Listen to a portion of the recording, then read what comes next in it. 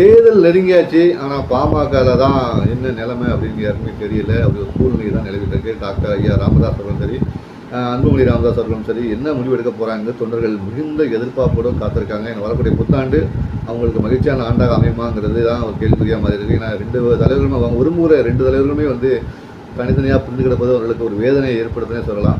அந்த வகையில் 2 பேருமே இணைஞ்சு கட்சியை வழிநடத்தணுங்கிறது அவங்களோட விருப்பமாக இருக்குது. இருந்தாலும் ராமதாஸ் அவர்கள் வந்து தன்னுடைய மகளை முன்னிலைப்படுத்தி அடுத்த கட்ட நகர்வுக்கு போயிருக்காரு. அன்புமணியும் தன்னை முன்னிலைப்படுத்தி அடுத்த கட்ட நகர்வுக்கு போயிருக்காங்க.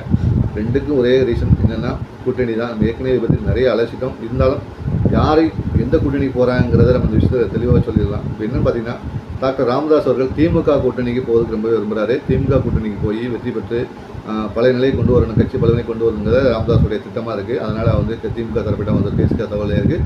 திமுக தரப்பில் இருந்து குறிப்பிட்ட தொகுதியில் தருவதாக வந்து வாக்குறுதிக்காக சொல்லியிருக்காங்க. அன்புமணி என்ன செய்ய போகிறாருன்னு பார்த்தீங்கன்னா, அன்புமணி பேச்சிலே சில விஷயங்கள் பார்த்தோம். கூட்டணியில் ஆட்சியில் பங்கு வேணும் அப்படிங்கிற மாதிரி அவர் சில விஷயம் சொல்லிட்டு ஒரு பலமான மக்கள் விரும்பும் கூட்டணியை நாங்கள் அமைப்போம் சொல்லியிருக்காரு. கடந்த காலங்களில் அவர் அதிமுக பாஜகவுடன் தான் இணக்கம் காட்டியிருக்காரு. இந்த முறையும் அதே தான் நடக்க போகுது. அதிமுக பாஜக கூட்டணியில் இணைந்து பயணிப்பதற்கான முன்னெடுப்புகளை தான் டாக்டர் அன்புமணி ராமதாஸ் எடுத்திருக்காரு. ஸோ அப்பா வந்து திமுகவுக்கும் மகன் வந்து அதிமுகவுக்கும் இந்த நிலைமையில தான் கூட்டணி பிரச்சாரத்தை வந்து முன்னெடுத்திருக்காங்க.